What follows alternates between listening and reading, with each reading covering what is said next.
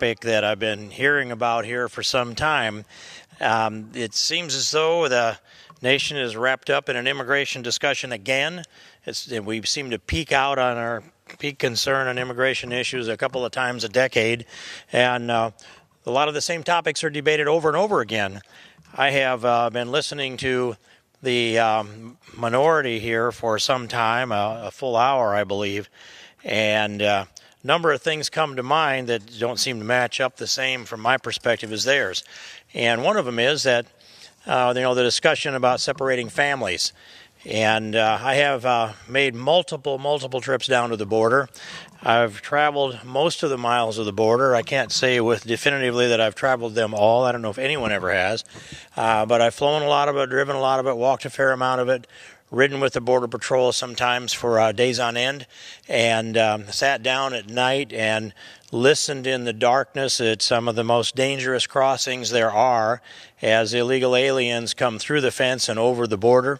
And I've been there as part of the arrests and the drug smuggling that comes through our border. I've seen MS-13 be among those that we arrested for smuggling drugs into the United States of America.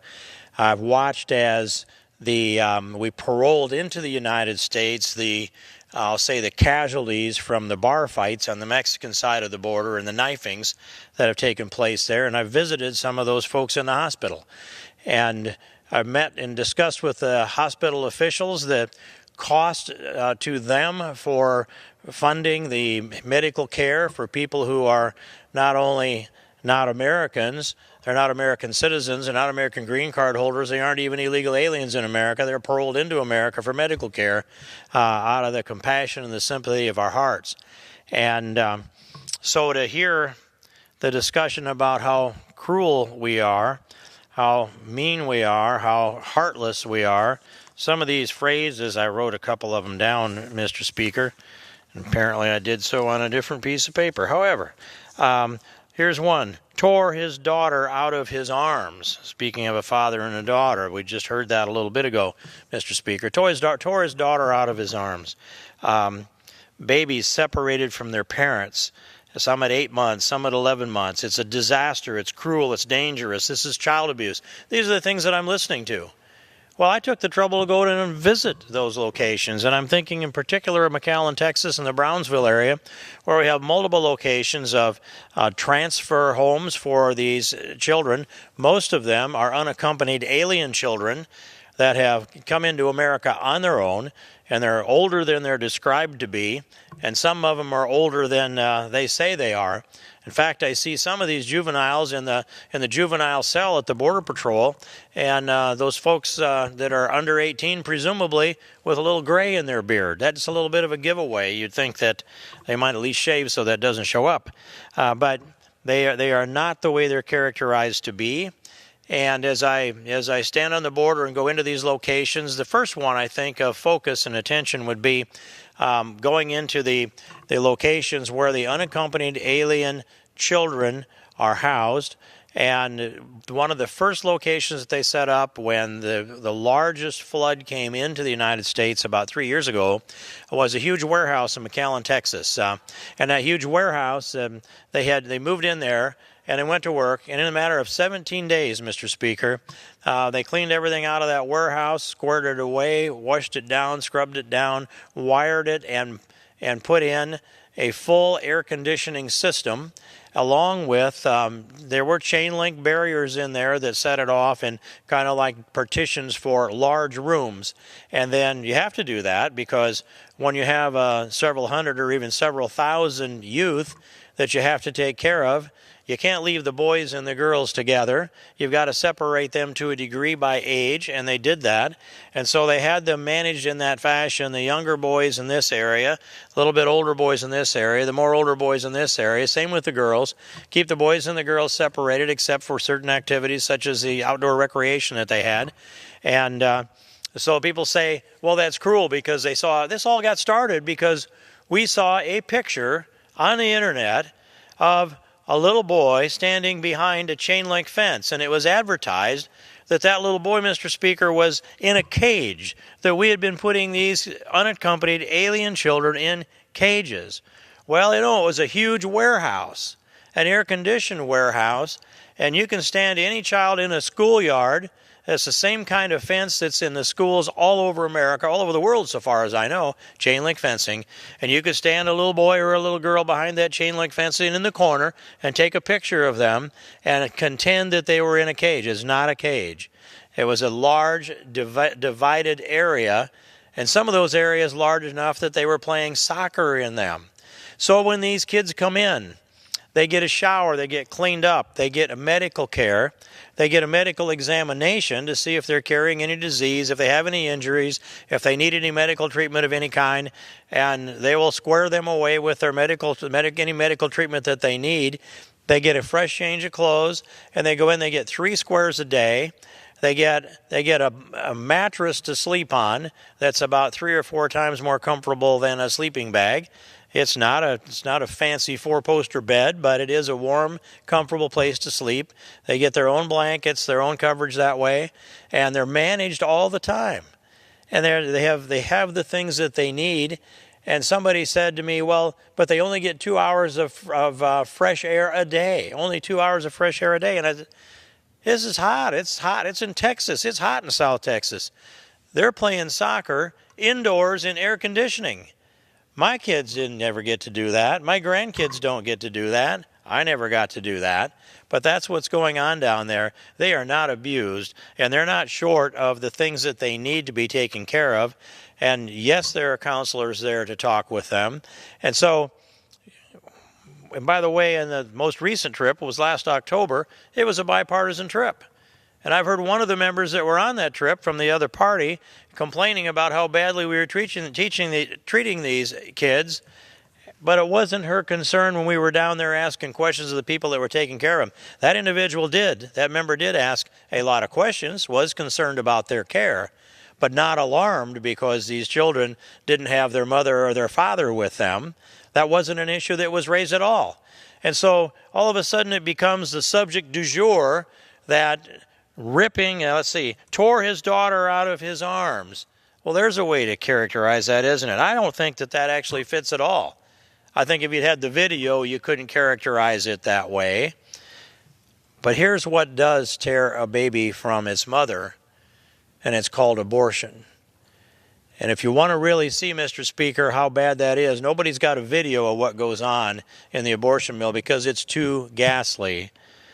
But if a baby is ever torn from its mother, it's through abortion. And it doesn't seem to bother the folks on the other side of the aisle. They will rail away for days on end about 2,000 juveniles who were separated from their parents usually a parent, because the parent committed a crime. I would submit there are more American citizens that are separated from their children because those American citizens commit a crime on a daily basis than there are illegal alien mothers or fathers who are separated from their illegal alien children, because when they commit a crime, that is what happens. So we have tens of thousands of American citizens in prison today who are separated from their sons and daughters. Usually it's the dads, not as often the moms. But that doesn't seem to bother the left either, how many of these criminal American citizens are separated. But it does bother them, apparently, because there's political hay to be made over making a big issue out of this. The people taking care of these children down here are compassionate. They are giving gentle, loving care. We're hiring coaches to play soccer with them in the air-conditioned building, and yet they're being characterized as a cage. Well, what shall I say? One of the largest warehouses I've seen anywhere is not a cage, but they do have dividers in that are made out of chain link. It's the same thing that is used in the playgrounds, the fences around the playgrounds, Mr. Speaker. So I think there's a lot of hyperventilation going on here and very little substance. But the president addressed this with an executive order. And by the way, I support the policy change that he brought forth with his executive order.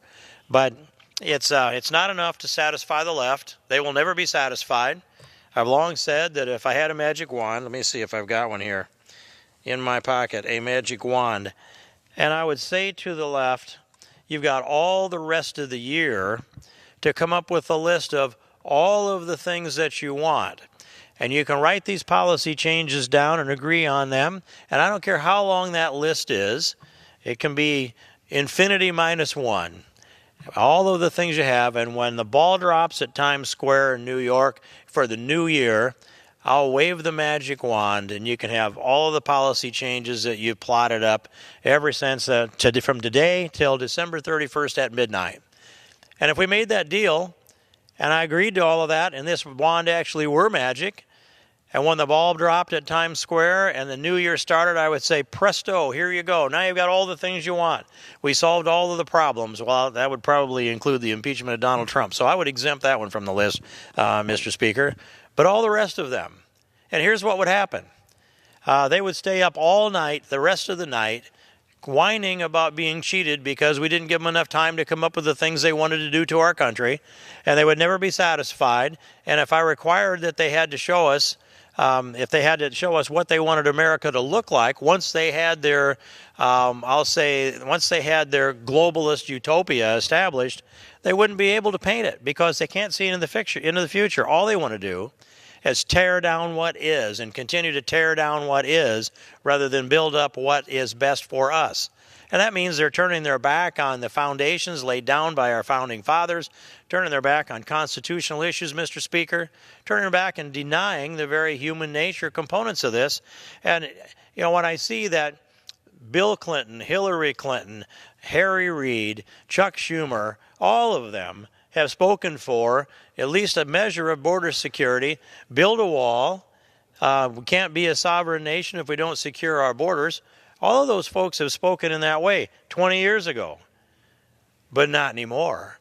Not anymore because they've decided as a party that they have an advantage for pouring illegal aliens into the United States of America because that picks up for them. These illegal aliens are counted in the census. If you noticed the hyperventilation, Mr. Speaker, that came out of when the administration announced that they were going to count citizens separately in the census, and oh my gosh, you would have thinking that the world had come to an end as far as the Democrats were concerned, Mr. Speaker, because they are afraid that it will suppress the count of human beings. And they believe that illegal aliens deserve to be represented in the United States Congress. And by the way, they are. They are represented in the United States Congress. We've now held a couple of hearings on this. I held a hearing in the Constitution Committee that I chair just a few weeks ago. But I recall testimony from about 10 or 12 years ago that came from Steve Camarata, Dr. Steve Camarata of Center for Immigration Studies, who testified that if we counted citizens for redistricting purposes rather than people, so people that include legal and illegal immigrants but non-citizens, if we only counted citizens and redistricted accordingly, then what we would have would be somewhere between 8 and 11, this is his old testimony, 8 and 11 congressional districts that would move out of states like Florida, Texas, California, into states like Utah. Iowa would pick a seat back up again. Indiana, those states come to mind in that fashion. But as it is, illegal aliens are counted alongside citizens, and the congressional seats here are different because we're not counting citizens for reapportionment purposes. We're counting all people. So why is it that they want to invite illegals into their cities like Los Angeles, like maybe Maxine Waters' district? Why do they want to protect them? It gives them political power. And it takes me a lot more votes to be elected or reelected in my district because I have a low percentage of illegal aliens. And then it takes a lot less votes if you're in a district with a high percentage, presuming that the illegal aliens are not voting. And they're voting in increasing numbers, and that's been proven too. So we have people that have a political gain that comes out of promoting illegal immigration. And we're hearing it come out of the mouths of the people on the left time after time after time. And to make a political issue out of this. The most successful institutions over the last 2 centuries, Mr. Speaker, are the nation states. The nation states. And you have to be a sovereign nation state, and that requires a border. And you have to control who comes and who goes outside of that border or inside of that border. That's what nations do. And inside the nation state, you have to have the rule of law. And that law also covers who comes and who goes. Our founding fathers understood this. They wrote it into our Constitution, and they established that the Congress establishes immigration policy. And because they knew they were establishing a nation state. And the nation states had not been established for that long or that successfully in the time that our founding fathers laid down the foundation for America, but they had the vision on how best to build a country. And they wrote some of it in the Declaration and the rest of it in the Constitution. And here we are, well past 2 centuries of terrific success, the unchallenged greatest nation in the world. We've created a larger economy, a stronger military, more powerful culture, more influential around the world than any country has ever seen.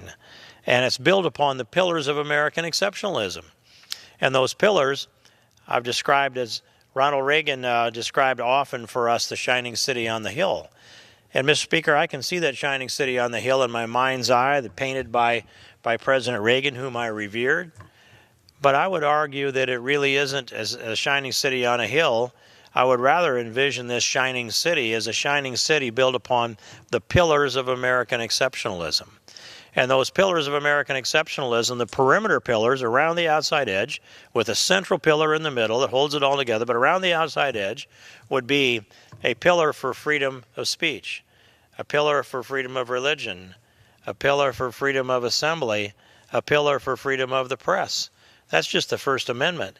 Another pillar for Second Amendment's rights, the right to keep and bear arms, so that we can protect all of our other rights. And on up the line, a pillar for property rights in the Fifth Amendment, nor shall private property be taken for public use without just compensation. A protection, another pillar for being tried by a jury of our peers, no double jeopardy, and on around the line. A few other pillars along the way that aren't in the Bill of Rights. And that another one would be free enterprise capitalism, as our economic system has been a foundation for the success of America. And the property rights, not only that I've quoted in the Fifth Amendment, but also intellectual property rights, so that creators have a right to the proceeds of their work. And then as I define these pillars around the outside, the perimeter pillars in this shining city on the pillars of American exceptionalism, I would add to that, as I said, free enterprise capitalism, the dynamic economy that we have, and Judeo-Christian values that are core and the foundation. They're the foundings of our country. They're the core of the moral foundation that we are as a people. They're part of our religion. They're part of our culture. And this nation would collapse if we ever lost them. And when they're weakened, America goes wobbly. But all of these pillars that I've described are perimeter pillars. The central pillar of American exceptionalism, the one that we cannot and dare not sacrifice, is the rule of law. That's the central pillar that sits in the middle, that anchors everything else, that it sets upon and ties together. And what's happening here in this Congress this day and these days is a relentless effort that's eroding this essential pillar of American exceptionalism called the rule of law. Whenever a member gets up and argues that we should grant amnesty to illegal aliens because it makes our hearts feel good, what we're doing is desecrating these pillars of American exceptionalism and chiseling away on them and eroding them. And our job needs to be to refurbish the pillars of American exceptionalism, not erode them. And so to go back into some of these topics that are being addressed by people on the other side of the aisle and people on this side of the aisle. They continually say that it's too dangerous in these countries in Central America, so we need to get these young people out of countries like, let's say, Honduras, El Salvador, Venezuela, Colombia, Belize, Guatemala, Jamaica, Trinidad, Tobago, Dominican Republic, Brazil. Get people out of there, get young people out of there because it's too dangerous for them. They might be killed by the gangs down there. And I recall sitting in a Judiciary Committee meeting when John Conyers was the ranking member from Detroit, and they were making that argument that it's too dangerous in Central America for these young people, these, let's say, 13, 14, 15, 16, 17-year-old, especially boys, to get them out of there and bring them into America. Well, where do they put them? Right back into the inner city here, in a center of an ethnic enclave that's full of gangs. And so I said, if you think it's too dangerous for those children in Guatemala that they should go to America, you better not take them to Detroit, because it's more dangerous in Detroit than it is in Guatemala. It's more dangerous in Baltimore than it is in Honduras. It's more dangerous sometimes in Washington, D.C. It's more dangerous in New Orleans. It's more dangerous in St. Louis, especially East St. Louis, than it is in any of these countries down here that I've just mentioned. But, Mr. Speaker, these countries that I've mentioned, and I'm going to go through it in a little more detail, these are the top 10 most violent countries in the world. There's a website called worldlifeexpectancy.com, and I followed it for a decade or so. And so these are the most current numbers, Mr. Speaker, and I think it's important for the body to understand what's going on here. We are listening to people advocate for bringing prime gang age young men especially out of these countries into America, and they are coming from the most violent countries in the world, some of them going into the most violent cities in America. We know the countryside is safer than the cities, statistically at least. And so here are some numbers. The most violent country in the world right now, the one where you can have a greater expectancy of dying a violent death, is Honduras. And Honduras has a 94.47 violent deaths per 100,000 rate, according to worldlifeexpectancy.com. That's Honduras. Then El Salvador, number 2, second most violent country in the world, 62.82 violent deaths per 100,000 reported. There have been times when El Salvador was so bad they didn't give you a number. At least there's a number here. I don't know that I trust it, but we know it's very high. Venezuela, 50.5 violent deaths per 100,000. That's number 3. Number 4, it's the only one out of the top 10 that's not south of the Rio Grande, by the way. Zimbabwe, 47.41. Now we're back to our familiar Western Hemisphere again, south of the Rio Grande. Colombia, 47 violent deaths per 100,000. Belize, 41.54 violent deaths per 100,000. Guatemala, their numbers have been a lot higher. They seem to be a little lower now, but they're still 7th highest in violent death rate in the world, 39.85 violent deaths per 100,000. Then Jamaica, 34.79. Trinidad Tobago, 31.74. And number 10, Dominican Republic, comes in at 31.18 violent deaths per 100,000. Now you think, okay, what does this mean proportionally?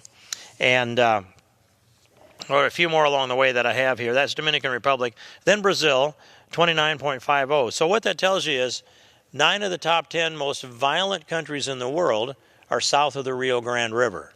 And 10 of the top 11 most violent countries in the world are south of the Rio Grande. But one of them is not Mexico. Mexico doesn't come up on this until you get to number 19. And it's easy to remember, Mexico is not the 19th most violent country in the world, and they have 19 violent deaths per 100,000. So if we were going to want to enhance violence in America, if we wanted more violence instead of less, one of the things that you would do is you could go look at the most violent countries in the world, try to pick the most violent demographics out of there, young men, and bring them into America if you wanted to assure that there'd be more crime in America. That is an irrefutable equation. If you go to Honduras and you load up several thousand young men that are 15, 16, 17, 18, 19, and 20 years old, and you bring them in and you drop them into the inner city in Detroit or Baltimore or East St. Louis or Los Angeles, I mean, what do you expect is going to happen, Mr. Speaker? Are there going to be more murders there, or are there going to be less? I don't think it's any question at all. There will be more murders because of this. There will be more rapes. There will be more assaults. There will be more thefts. There will be more violent crime of all kinds. There will be more drugs dealt. And by the way, some of them, in fact, a lot of them, become or are already MS-13. And MS-13, are they sending people into America to expand their drug reach? And we know, Mr. Speaker, that they are doing that. And why? Well, they're perpetrating violence. They're shaking down the neighborhoods. They're extracting the mordida payments out of the people around them and threatening the people around them. We know this. They're killing Americans. I met with some of the families out of New York that had their daughters, with that one in particular that had their daughter killed, just clubbed to death. One had been killed with a machete. and this is MS-13. But the drug gangs in this country, we had the chief, the director of the Drug Enforcement Agency, Mr. Pattison, before the Judiciary Committee here about a month ago, as I recall. And I asked him a few questions, Mr. Speaker, and it was like this. What percentage of the illegal drugs consumed in America come from or through Mexico?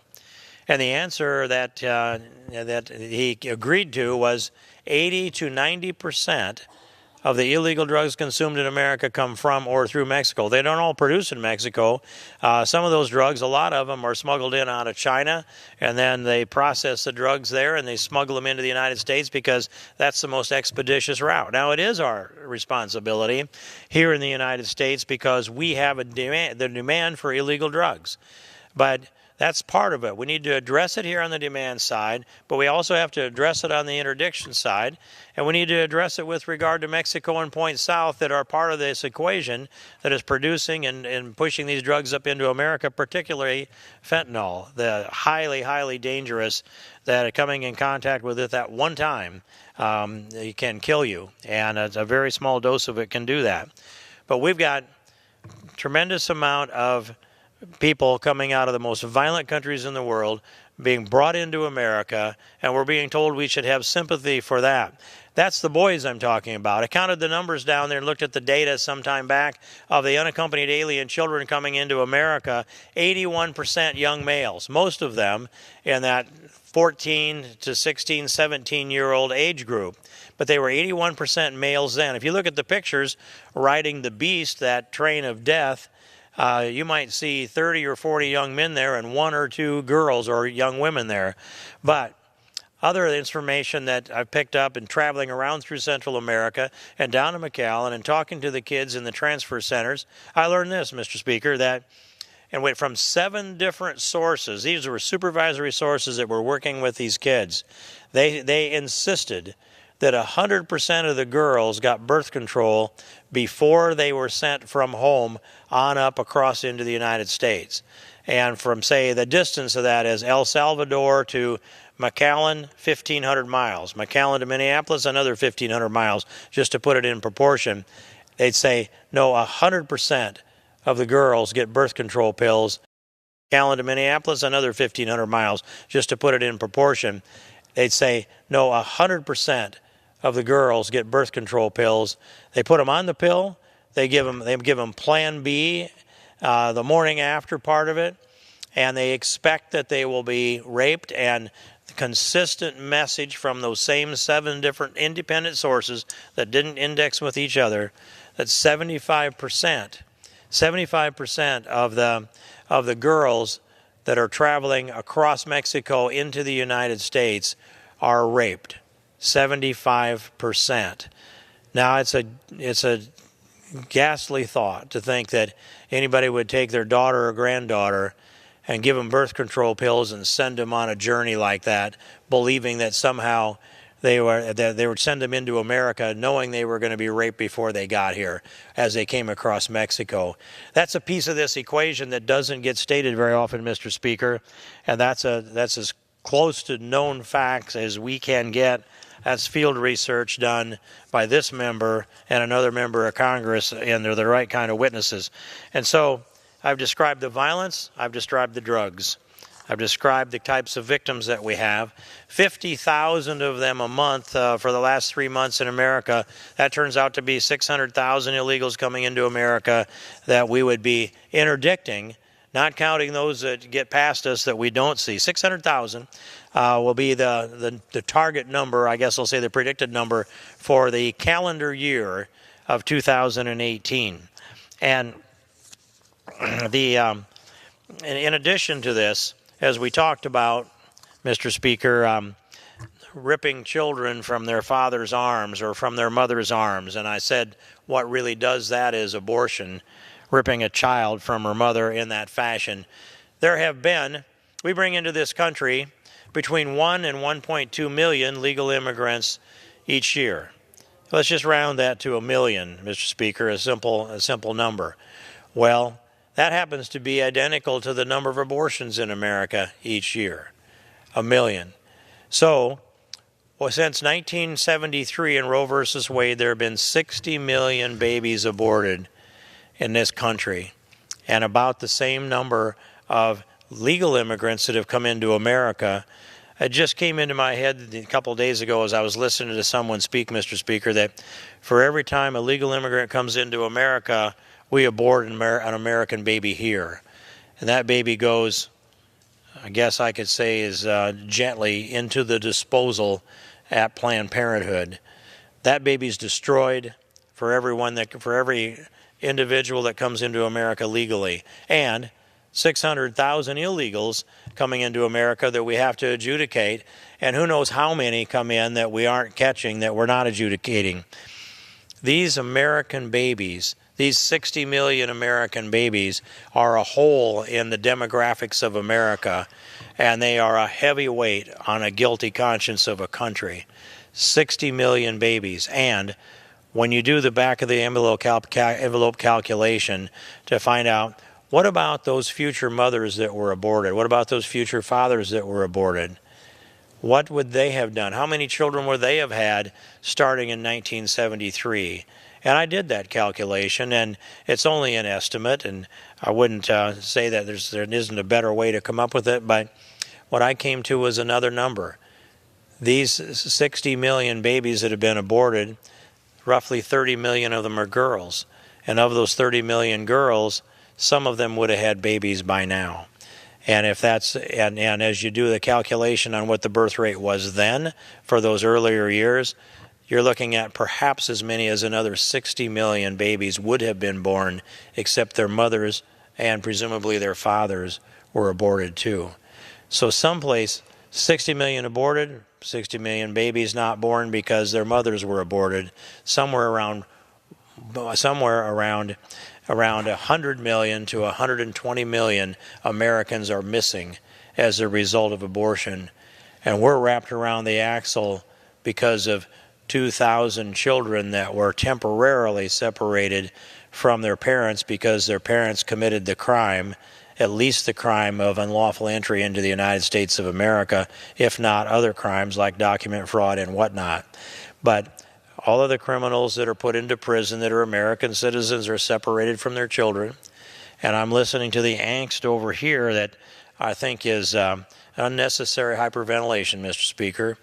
And I think of a mother who was separated from her daughter, and how they came about to learn that. Roughly a decade ago, a little more than a decade ago, I guess, I went over to Iraq to visit our troops over there, and I flew into Kuwait City, the airstrip there, and I was met by a young National Guard captain.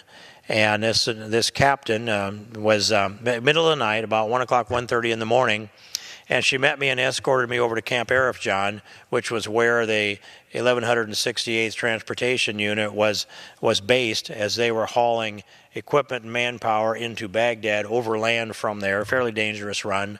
And as the captain took me to visit the troops, and I spoke to a good-sized group of the troops, but then afterwards she had 6 of her troops that had personal issues that they couldn't solve while they were deployed in Iraq.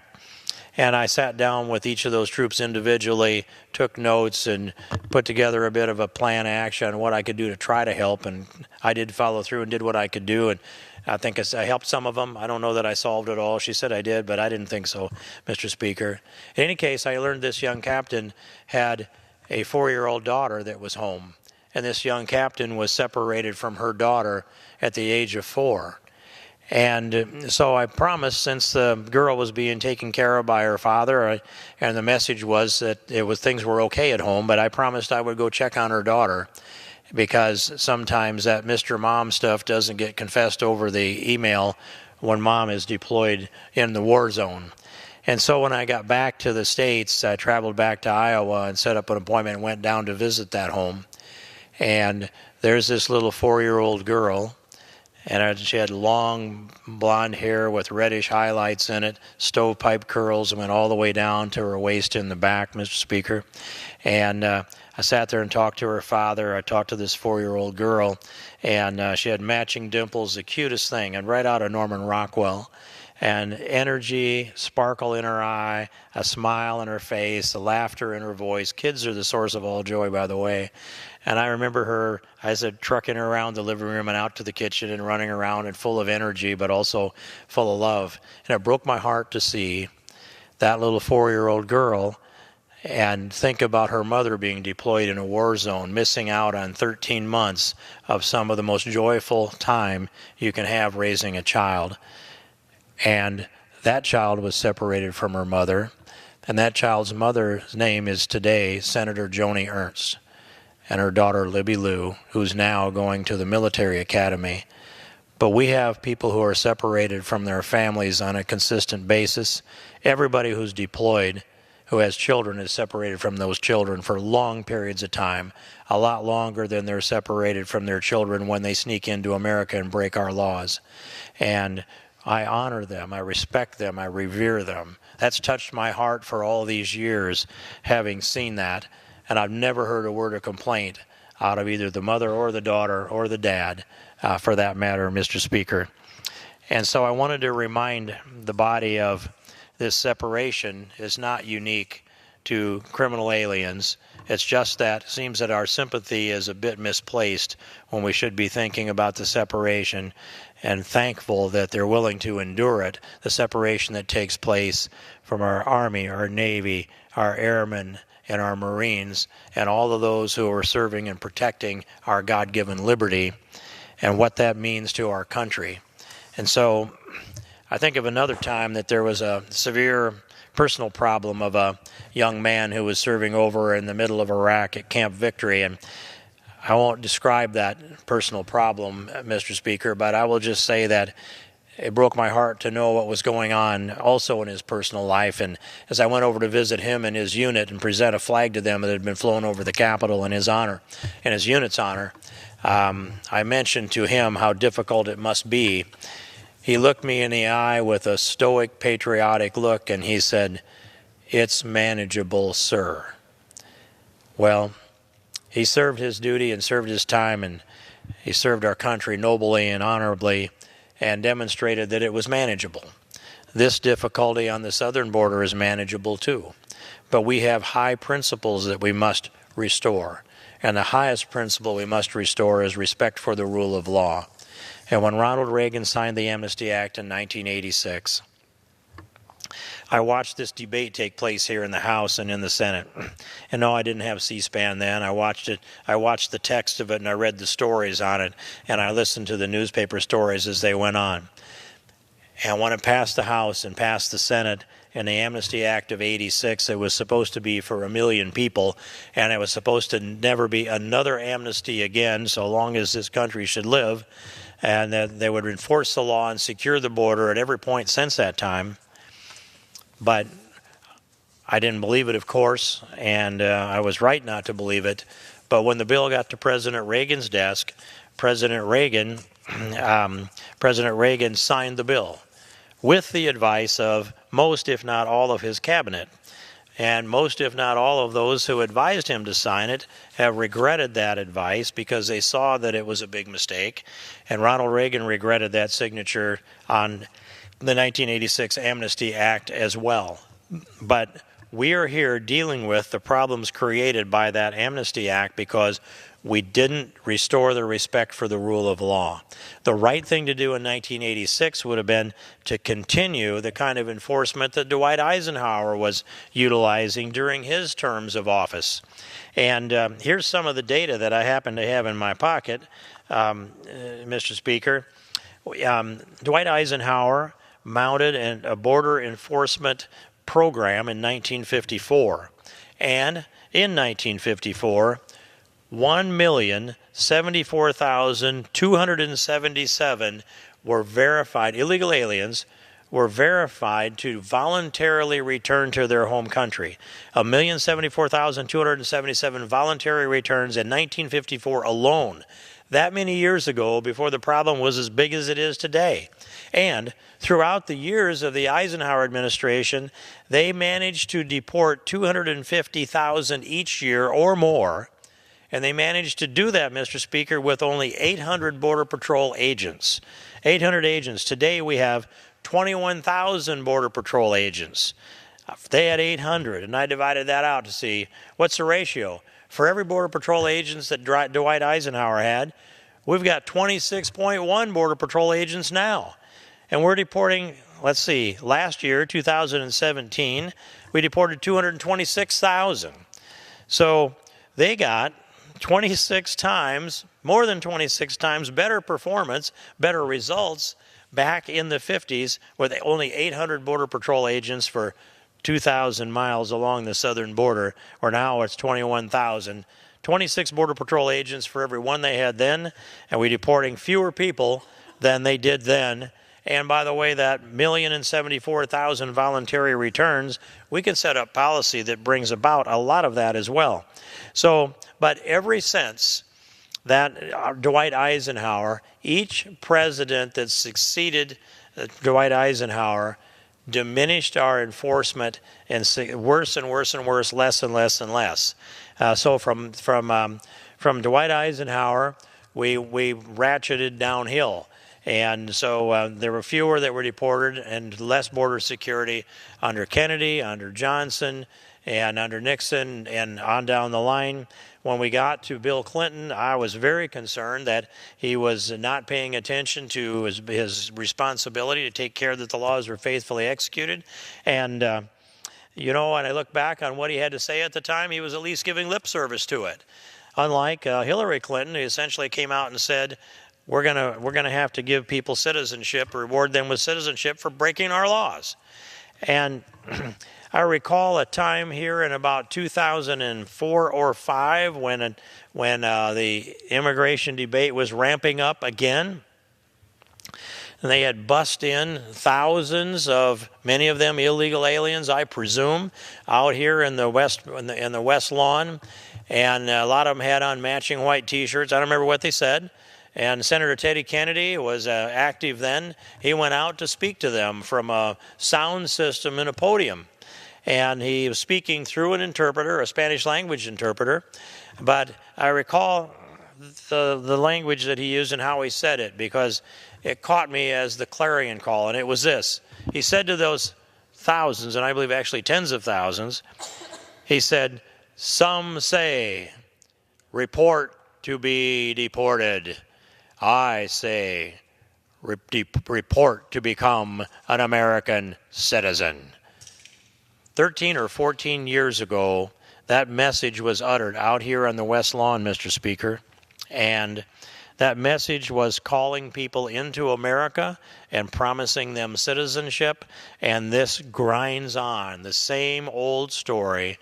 Erode the rule of law, sacrifice the rule of law, discount and diminish and dilute citizenship, and take away a measure of the influence of citizens and hand it over to people that have demonstrated their contempt for our laws. But just a little bit before that, I believe it was the year before, I remember the date, it was January 6, 2004, Karl Rove had prepared a speech for George W. Bush, and it was an amnesty speech. It was one that played off of Tom Ridge's amnesty speech that he'd given the December before. And they decided that they needed to I'll say, advertise to Hispanics in South Texas, because they had lost most of those counties in South Texas that are heavily Hispanic. And, of course, they're heavily Democrat as well. And I remember that discussion with Karl Rove, and I said, Karl, you cannot redefine amnesty. The American people know what amnesty is. And whatever you want to say about it, if you want to say it's not amnesty if they pay a fine, it's not amnesty if they learn to speak English, it's not amnesty if they go to school, it's not amnesty if they get a job, what's that got to do with it? Amnesty is to grant amnesty is to pardon immigration lawbreakers. A class of people, pardon them. And if they say, well, it's not a pardon if they have to pay a fine, well, it's a pardon if you don't apply the penalty that exists in the law at the time they violate the law. You can't change the penalty afterwards and claim that it's not amnesty. The American people aren't going to go for that. At least Ronald Reagan was honest. He said, I'm going to sign the Amnesty Act. And he did. I wish he hadn't, but he did. But you can't redefine it as amnesty is a pardon for immigration lawbreakers. And what's going on here? It's coupled with the reward of the objective of their crime. When you hand someone the objective of the crime that they committed and you say it's not amnesty, I mean, there's a lot of different ways to describe this, but I think the simplest way is just to say that if someone robs a bank and they step out on the steps of the bank with the loot and you stop them and someone else robs a bank and someone else robs a bank and finally you decide this is such a popular activity, we can't enforce the law anymore and we'd like to have you stop, but since we're going to let you all know we're not going to enforce the law, there's going to be more bank robbers. And by the way, all of you get to keep the loot. That's what this amnesty is, and the American people know it. And there's outrage that's building. The clouds are not just on the horizon, they're sweeping towards the city. And if we're not going to finish this debate and shoot down that last amnesty bill, then I will tell you that the clouds will be hanging over this city next week on Monday and Tuesday when we come back to town. And the American people are going to be more and more outraged every day because they're just figuring out what's going on. They're being told that these bills aren't amnesty. I mean, I was a member down in conference that said the word amnesty, and some folks hissed at him because they didn't think he should call it that. Well, it clearly is amnesty. And you can look it up in Black's Law. You can take my word for it. But members have been going through all kinds of mental gyrations to try to find a way to rationalize the vote that they want to put up because they think that they're politically in a safer place to vote for amnesty, but they know they can't admit it. So I had a member come to me and he said, what is the definition of amnesty? I've heard 3 different definitions in the last hour. And I said, well, what's happening there is they are rationalizing their vote and they're trying to redefine amnesty so they don't have to confess that they're voting for amnesty. Well, I'm not going to have to confess that I voted for amnesty because I'm not going to vote for amnesty, but I'm going to hold people to a real definition of amnesty. And by the way, we ought to think about people that have been separated from their families permanently. How about the angel moms and the angel dads who had a son or a daughter that's killed by an illegal alien, especially those that have been turned loose after they've been encountered by law enforcement. It happens every day in this country, Mr. Speaker, and it happens multiple times a day. This country is dotted with the graves of those who have been killed at the hand of criminal aliens in this country, many of whom had been encountered by law enforcement and turned loose. One of those I would think of as Jamil Shaw, whom I got to know here as a witness in a hearing that I had called years ago. His son, high school football star, a stellar athlete with a great future ahead of him, was killed in the neighborhood just a couple of blocks down the street from Jamil's home. His son, 17 years old, Jazz was his nickname, Jazz Shaw, killed by an illegal alien who had been deported, and part of his gang mission was he had to kill a black guy. He was killed because of his race. He was murdered because of gangs, and he was murdered by an illegal alien.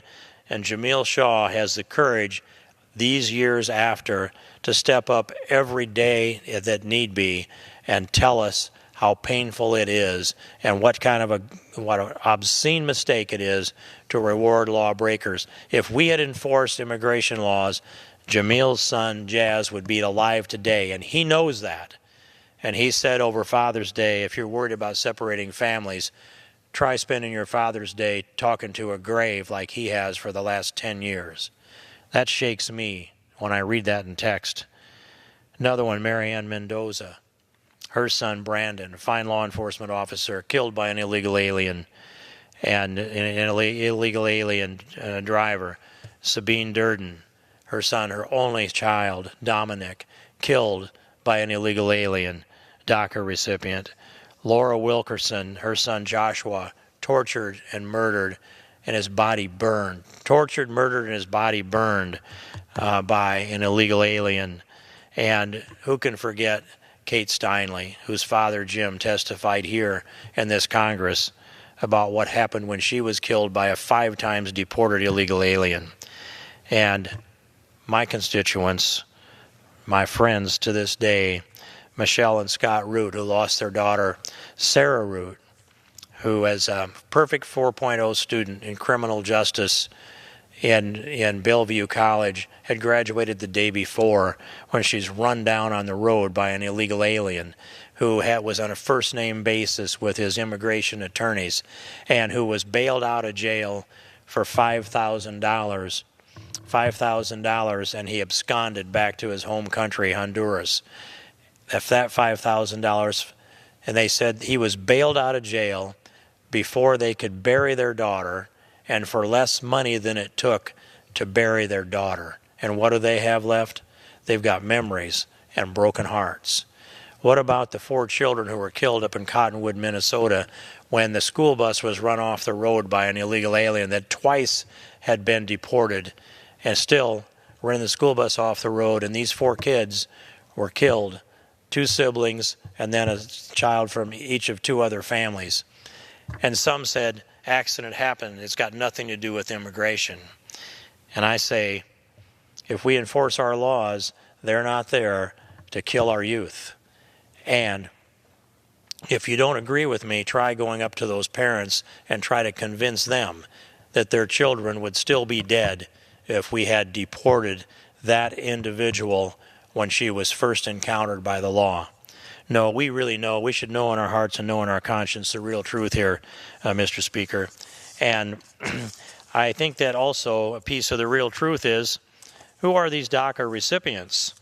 And, you know, Barack Obama gave us some data that we should, he didn't give us the data, but he gave us the standard on what it took to be a DACA recipient. So you had to have come in by a certain date, and or you had to at a certain age, and then he closed that off at the other end. And you needed to be going to school.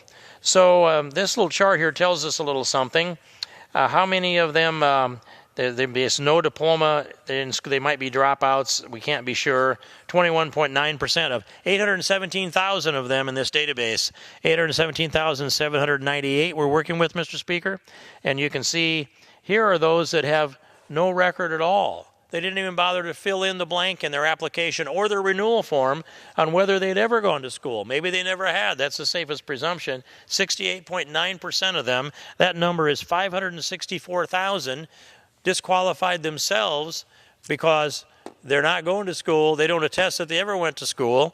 And they can't even with help filling out the form, that information is not available, and it should have disqualified them, but they got their DACA permit anyway. So that's 68.9%, and then 21.9% over here that may be dropouts, but we can't be sure. So that's 179,719. Then we had self-reported criminals, over 3,000 of them in the first tranche that we were able to look at the numbers. 66% of the self-reported criminals received DACA permits. And I guess apparently a number of them committed a lot of crimes after they received their DACA permits, because when they applied for their renewals, then there was a number of well over 30,000, around 33,000, that were self-reported criminals, and 94% of the self-reported criminals got DACA renewals.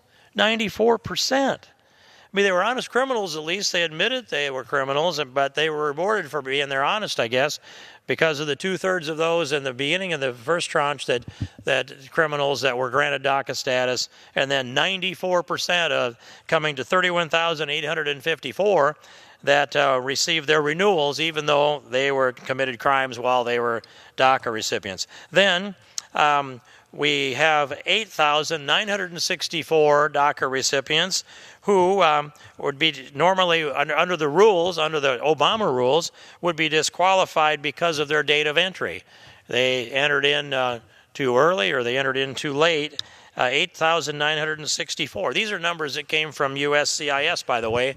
I started asking for them last September and finally received these numbers a little over 2 weeks ago. 2,100 DACA recipients have no data on their nationality.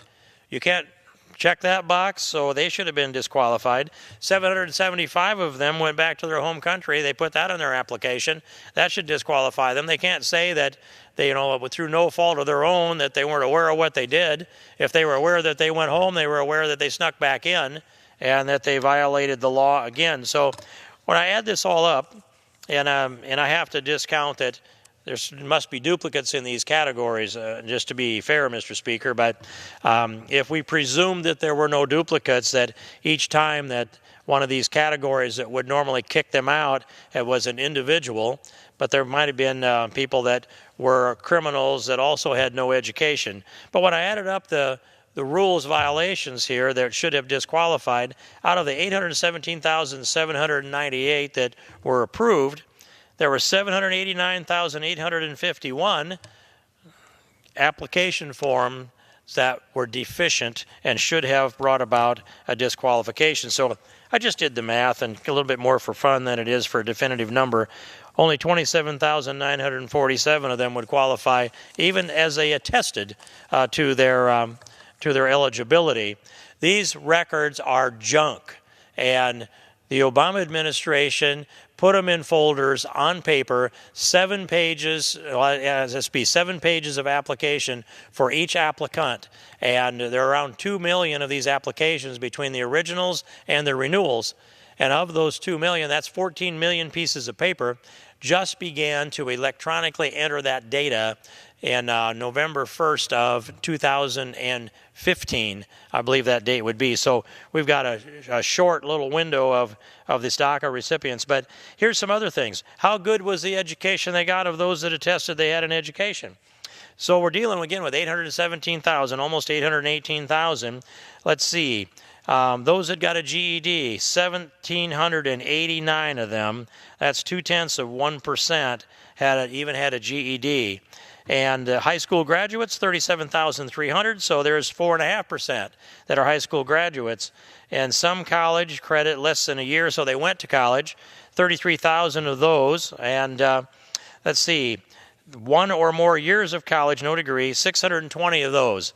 So those that started college, almost 33,000 and change. Those that entered the second year beyond, add another 620. But those that came with an associate's degree, 235, and these are just raw numbers, not percentages, of course. And those that have a bachelor's degree, college educated, 246 out of 817,000 have a college degree, and 14 managed to achieve a master's, and professional degrees, 2. Doctorates, 1. Doctorate degree, 1. So I've heard all this story about valedictorians, and I guess maybe that valedictorian could be that one who received the doctorate degree. I'm a little confused by the gentleman from Texas, Mr. Flores, who has all of these highly educated dreamers down there in his district. They don't show up in these applications unless maybe it's in his district where this single doctor is. And these 2 professionals, I presume, or maybe there could be lawyers. I met one of those. He told me that he's a DACA lawyer, and I said, well, that's great, just what we need, another lawless lawyer.